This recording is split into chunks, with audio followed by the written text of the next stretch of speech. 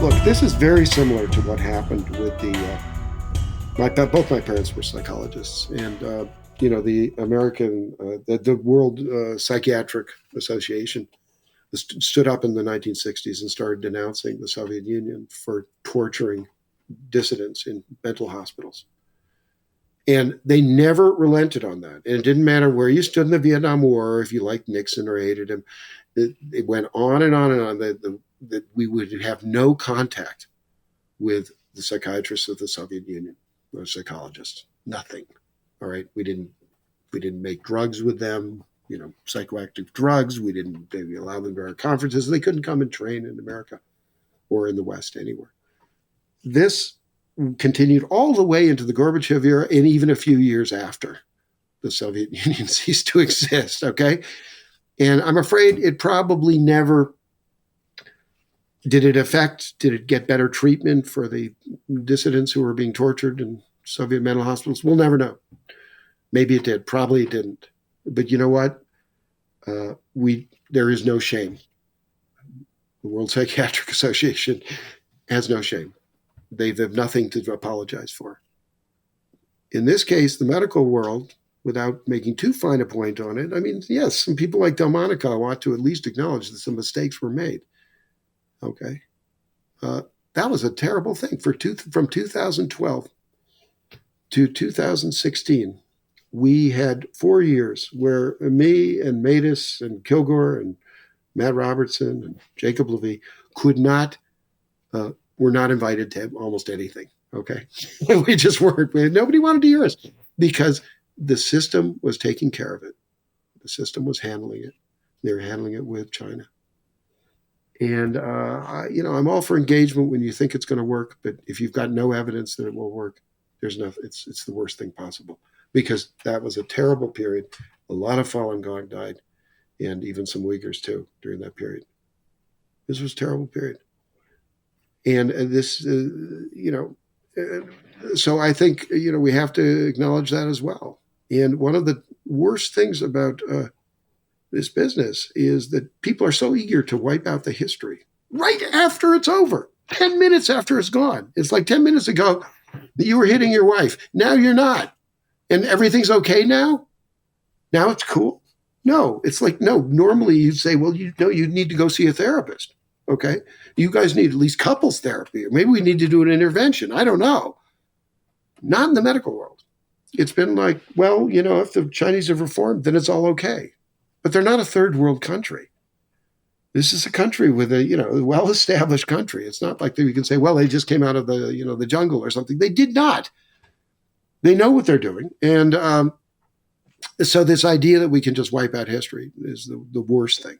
And, there's the Wellcome Trust in England puts a lot of emphasis on medical history and how important it is for the medical world to come and look at ethical standards over time. What about this? This is the major issue. They've never put a penny into it. Okay? That's where I want to get my money from. Okay? Not from the U.S. government. Wellcome Trust. All right? Because this has been that's the worst part of it. Now, okay, rant over on that, but.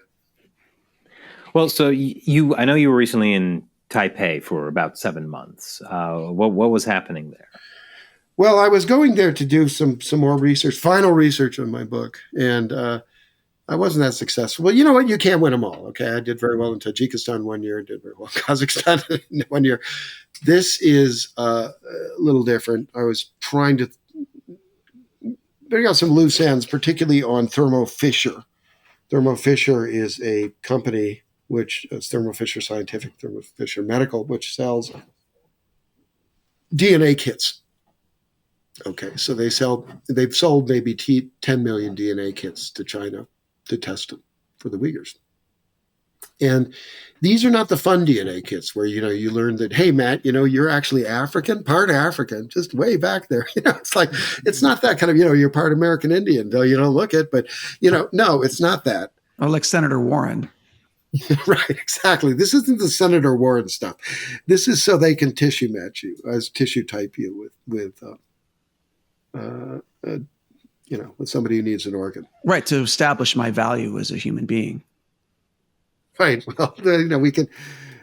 She's not running this. It doesn't look like she's running this time around. Okay. Well, anyways, the point is so I wanted to see. We still have to establish exactly which kits they used, and does Thermo Fisher have any feelings about this? Do they, I think it's very important to if a company does something like that, which is very similar to what we saw in the Holocaust, where you had IBM selling punch cards to the Nazis, which were used to keep track of the Jews as they marched them into the gas chambers. This is, IBM said, well, we didn't really know what it was being used for. That's always the excuse. But the fact is, there's no way that Thermo Fisher didn't know what this was being used for. Well, Ethan, did you follow the money? Thank you for that. Thank you for that. Brilliant. I actually did try to do that. The way I tried to follow it was I was looking into companies which were competitors of Thermo Fisher in Taiwan, because I figured they would have studied this pretty closely. But they pretty much clammed up. At any rate, the bottom line is I did get some sense, though, of what Taiwan is facing, which is sort of a different topic in terms of a potential invasion and all that, or a blockade. And I did want to report something which I thought was kind of interesting, which links into this DNA business. Now, my source on this is a fellow who's up very high up in the security chain and diplomatic chain in Beijing. He's an American, and he sat down with me and explained that there is a belief in Chinese, among party members now, top party members, that the reason that Taiwan is being recalcitrant about joining China is because there's what they call the 10% problem.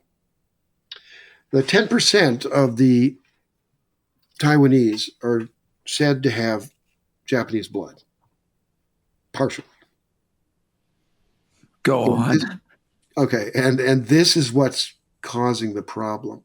So they're not truly Chinese. They've been, I don't want to put words in anybody's mouth, but they've kind of been infiltrated in this way, and that's what's the problem. Now, what's interesting about that figure is not what it tells you about China's actual plans, except for one thing. They've given you a figure now, not of who's actually going to test Japanese, their blood and the DNA test, and who's going to be American Indian or whatever.